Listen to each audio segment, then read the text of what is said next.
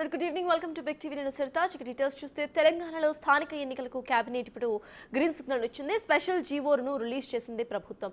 ఇవాళ election commission కు ప్రభుత్వం లేఖ రాయబోతోంది. స్థానిక ఎన్నికల రిజర్వేషన్స్ లో సీలింగ్ క్యాప్ ఎత్తివేయాలని ప్రభుత్వం నిర్ణయించింది. అటు గవర్నర్ కోటాలో ఎమ్మెల్సీలుగా కోదండరాం, అజారుద్దీన్ పేర్లకు తెలంగాణ కేబినెట్ ఆమోదం తెలిపింది.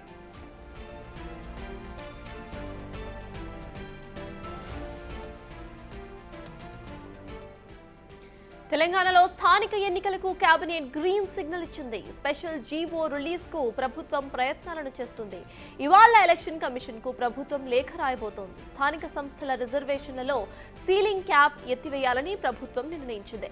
అటు గవర్నర్ కోటాలో ఎమ్మెల్సీలుగా కోదండరాం, అజారుద్దీన్ పేర్లను తెలంగాణ కేబినెట్ ఆమోదం తెలిపింది.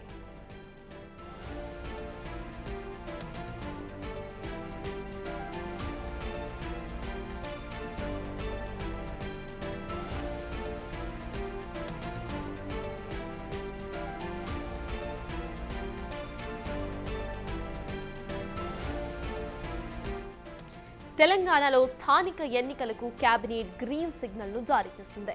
స్పెషల్ జీవో రిలీజ్ కు ప్రభుత్వం ప్రయత్నాలను చేస్తోంది. ఇవాళ ఎలక్షన్ కమిషన్ కు ప్రభుత్వం లేఖ రాయబోతోంది. స్థానిక ఎన్నికల రిజర్వేషన్స్ లో సీలింగ్ క్యాప్ ఎత్తివేయాలని ప్రభుత్వం నిర్ణయించింది.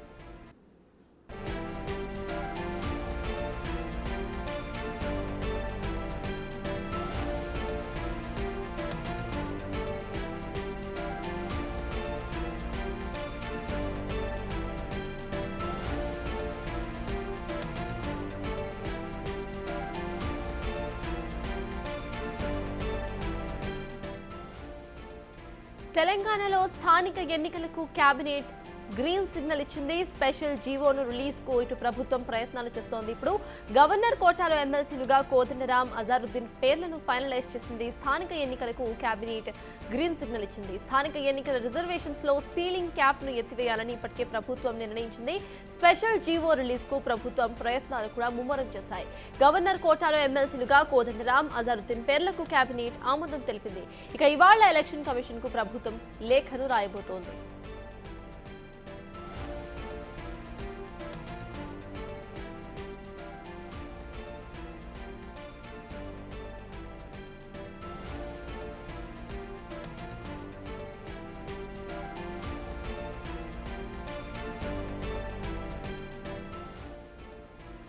తెలంగాణలో స్థానిక ఎన్నికలకు కేబినెట్ గ్రీన్ సిగ్నల్ ఇచ్చింది. స్పెషల్ జీవో రిలీజ్ కు ప్రభుత్వం ప్రయత్నాలు చేస్తోంది. ఇవాళ ఎలక్షన్ కమిషన్ కు ప్రభుత్వం లేఖ రాయబోతోంది. స్థానిక ఎన్నికల రిజర్వేషన్ లో సీలింగ్ క్యాప్ ఎత్తివేయాలని ప్రభుత్వం నిర్ణయించింది. గవర్నర్ కోటాలో ఎమ్మెల్సీలుగా కోదండరాం, అజారుద్దీన్ పేర్లకు కేబినెట్ ఆమోదం తెలిపింది.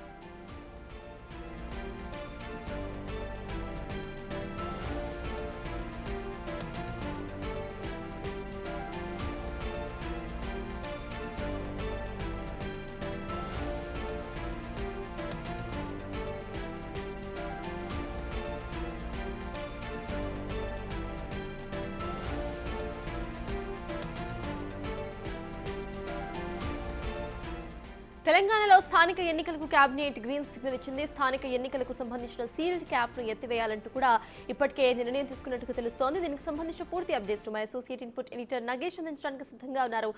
నగేష్, చెప్పండి, ప్రెజెంట్ మనం చూస్తున్నాం ఇటు స్థానిక ఎన్నికలకు కేబినెట్ గ్రీన్ సిగ్నల్ ఇచ్చినట్టుగా తెలుస్తోంది. ఇక ఎలక్షన్ కమిషన్ కు లేఖ కూడా రాసినట్టు తెలుస్తోంది. వీటిని ఎలా చూడాలంటారు? అప్డేట్స్ ఏంటి? అంటే స్థానిక సంస్థల ఎన్నికలకు సంబంధించి రిజర్వేషన్ కోటాని కాంగ్రెస్ పార్టీ చాలా ప్రతిష్టాత్మకంగా తీసుకుంది. అందుకే కేబినెట్ లో నిర్ణయం తీసుకొని అసెంబ్లీలో బిల్లు ప్రవేశపెట్టాలని చెప్పి నిర్ణయం తీసుకున్నారు.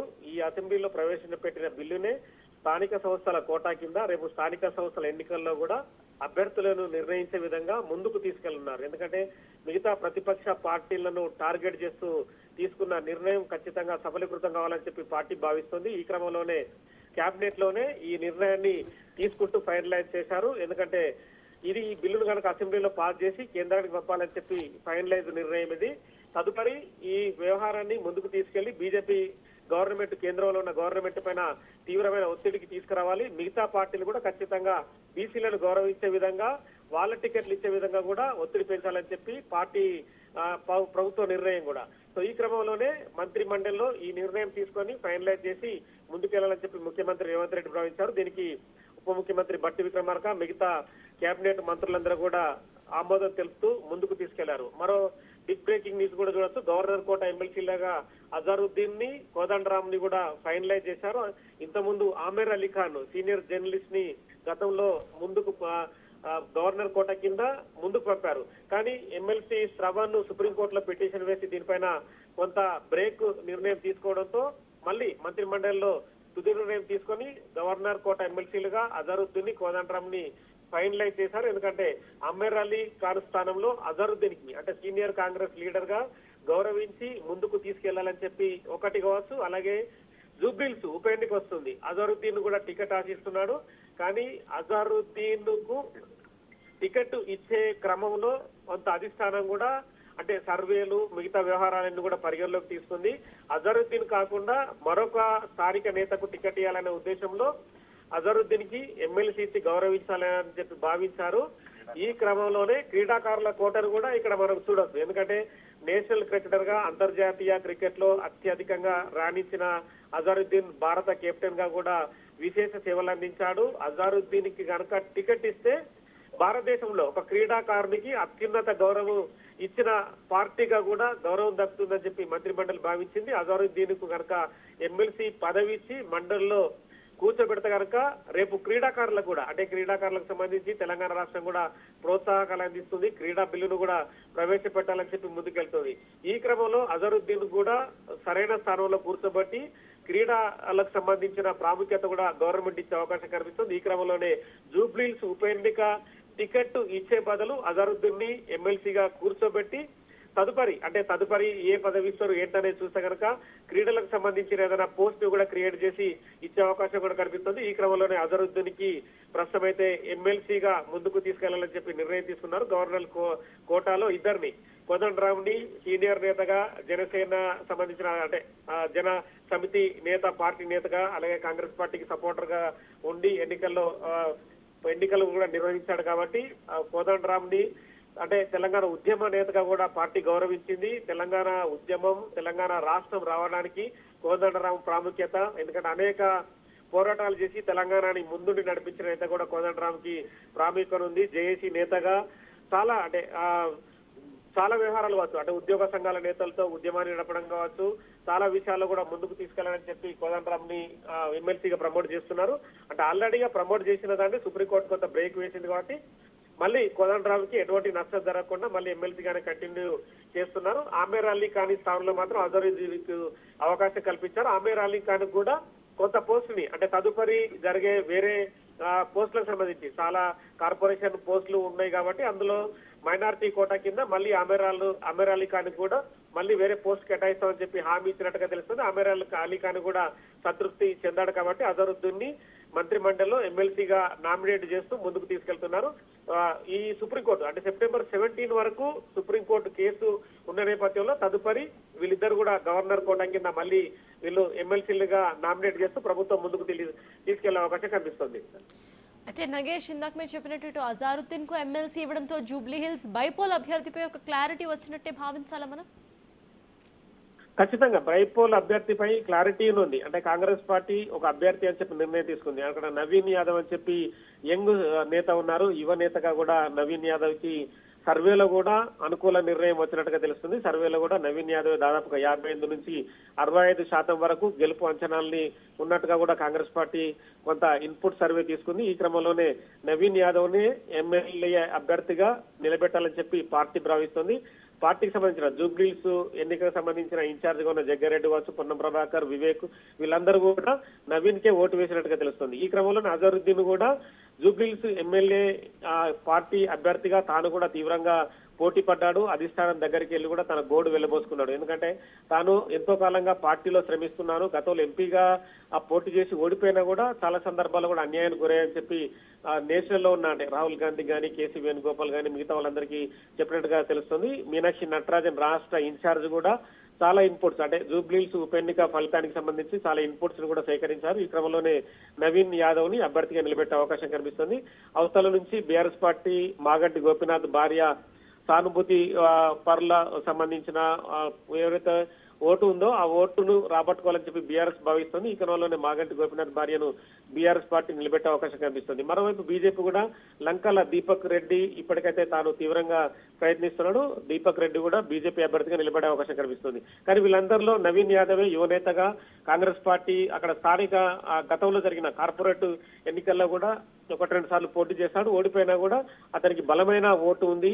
బీసీ సామాజిక వర్గాన్ని నేత కాబట్టి ఖచ్చితంగా జూబ్లీహిల్స్ చాలా మంది వీవీఐపీ ఓటర్లు ఉన్నా కూడా నవీన్ యాదవ్కు అత్యధికంగా ఓట్లు పోలే అవకాశం కనిపిస్తుంది. ఓటర్ శాతం కూడా నవీన్ యాదవ్కే అత్యధికంగా పడుతుందని చెప్పి భావించారు కాబట్టి నవీన్కే ఇచ్చే అవకాశం కనిపిస్తుంది. ఇక మొత్తానికైతే ఎమ్మెల్సీకి సంబంధించిన అంశంలో కాంగ్రెస్ పార్టీ కొంత ఇబ్బందికర పరిస్థితుల నుంచి బయటపడిందని చెప్పవచ్చు. అజరుద్దీన్ కు ఎమ్మెల్సీ ఇవ్వడం ద్వారా నవీన్ యాదవ్ కు లైన్ క్లియర్ అయింది. కాంగ్రెస్ పార్టీ కూడా నెక్స్ట్ గా జూబ్లీస్ ఉప ఎన్నికకు సంబంధించి వేరే ఎవరు పోటీలో లేరు కాబట్టి ఉప ఎన్నికకు సంబంధించిన బైపోల్ వ్యవహారంలో కూడా పార్టీ ప్రచార కార్యక్రమాలు కావచ్చు మిగతా వ్యవహారాలన్నీ కూడా స్పీడ్ గా తీసుకెళ్లే అవకాశం కనిపిస్తుంది. నగేష్, ఫైనలీ ఇటు అలీ ఖాన్ ను కాదని అజారుద్దీన్ కే ఛాన్స్ ఇవ్వడం వెనుక ఏమైనా పటిష్టమైన రీజన్స్ ఉన్నాయని అనుకోవాలా మనం? దానికి సంబంధించిన అప్డేట్స్ ఏంటి? సుప్రీంకోర్టులో నిర్ణయం రాకుంటే కనుక అమీర్ అలీ ఖాన్ ఎమ్మెల్సీగా కొనసాగేవాడు. కానీ సుప్రీంకోర్టు దాసోజు శ్రవణ్ అలాగే కుర్ర సత్యనారాయణ ఇద్దరు కూడా వీళ్ళిద్దరి ఎమ్మెల్సీ ఎన్నికలను సవాలు చేస్తూ వాళ్ళు సుప్రీంకోర్టుకి వెళ్లారు. ఎందుకంటే తమకు లేని ప్రాముఖ్యత వాళ్ళకి ఎందుకు ఇచ్చారు అంటే తమకు రాజకీయంగా సంబంధాలు ఉన్నాయని చెప్పి అప్పటి గవర్నర్ తమిళసై నిర్ణయం తీసుకొని తమని ఎమ్మెల్సీ అభ్యర్థులుగా రద్దు చేశారు. కానీ కోదండరామ్ కి అమీర్ అలీ ఖాన్కు ఏం ప్రాధాన్యత ఉంది? వాళ్ళు ఏమైనా క్రీడల్లో రాణించారా లేదంటే జాతీయతత్వాన్ని పెంపొందే విధంగా వేరేమైనా కార్యక్రమాలు చేశారని చెప్పి వాళ్ళు సుప్రీంకోర్టులో ప్రశ్నించారు. ఈ క్రమంలోనే సుప్రీంకోర్టు రకరకాలుగా వ్యవహారాన్ని చూసింది. కానీ కొంతవరకు నిర్ణయాన్ని అయితే బ్రేక్ వేసింది. అంటే వాళ్ళిద్దరి ఎమ్మెల్సీలుగా రద్దు చేస్తూ అంటే వీళ్ళు కంటిన్యూగా మళ్ళీ మరోసారి కనుక మళ్ళీ గవర్నర్ కోటా కింద వీళ్ళని నామినేట్ చేయొచ్చు అని చెప్పి కూడా చెప్పింది. కానీ పార్టీ మాత్రం కాంగ్రెస్ పార్టీ మాత్రం ఏంటంటే జూబ్లీహిల్స్ ఉప ఎన్నికను దృష్టిలో ఉంచుకొని క్రీడాకారులకు ప్రాధాన్యత ఇవ్వాలనేది అజరుద్దీన్ కు ఓటు వేస్తూ నవీన్ యాదవ్ ని అభ్యర్థిగా బలపరుస్తూ నిర్ణయం తీసుకున్నారు. ఈ క్రమంలోనే ఎమ్మెల్సీ అభ్యర్థిగా అజరుద్దీన్ నిర్ణయానికి వాళ్ళు ఓటు వేశారు. అలాగే కోదండరామ్ ని సీనియర్ ఉద్యమకారుడిగా జేఏసీ నేతగా కూడా ప్రాముఖ్యతనిస్తూ కోదండరామ్ ని కూడా కంటిన్యూ చేశారు. Right, thank you Nagesh.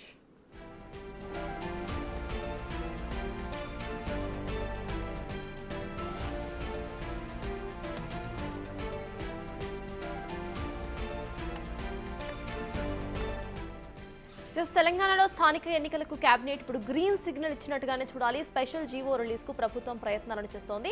ఇవాళ ఎలక్షన్ కమిషన్ కు ప్రభుత్వం లేఖ కూడా రాయబోతోంది. స్థానిక ఎన్నికల రిజర్వేషన్ లో సీలింగ్ క్యాప్ కూడా ఎత్తివేయాలని ప్రభుత్వం ఇప్పటికే నిర్ణయం తీసుకుంది. గవర్నర్ కోటాలో ఎమ్మెల్సీలుగా కోదండరామ్ ఇక అజారుద్దీన్ పేర్లకు కేబినెట్ ఆమోదం తెలిపింది.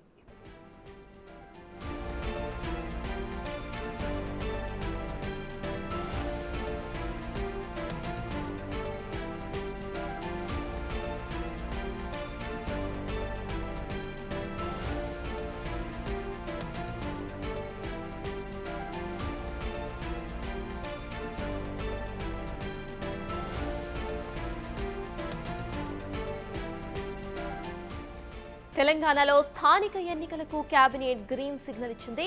స్పెషల్ జీవో రిలీజ్ కు ప్రభుత్వం ప్రయత్నాలు చేస్తోంది. ఇవాళ ఎలక్షన్ కమిషన్ కు ప్రభుత్వం లేఖ కూడా రాయబోతోంది. స్థానిక ఎన్నికల రిజర్వేషన్స్ లో సీలింగ్ క్యాప్ ను ఎత్తివేయాలని ప్రభుత్వం నిర్ణయం తీసుకుంది. గవర్నర్ కోటాలో ఎమ్మెల్సీలుగా కోదండరామ్ అజారుద్దీన్ పేర్లకు కేబినెట్ ఆమోదం తెలిపింది.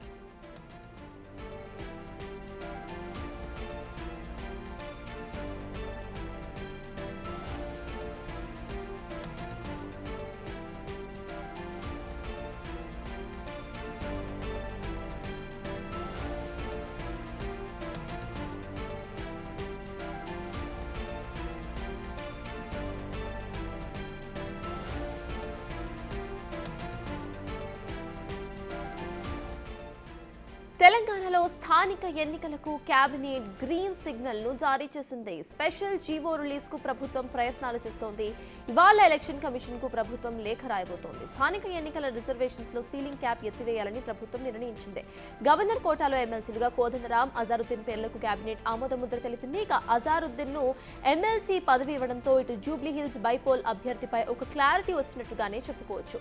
ఇక అలీ ఖాన్ కు సంబంధించి ఇటు సుప్రీంకోర్టు ఆర్డర్ రావడంతో అజారుద్దీన్ కి ఆ ప్లేస్ వెళ్ళినట్టుగా తెలుస్తోంది.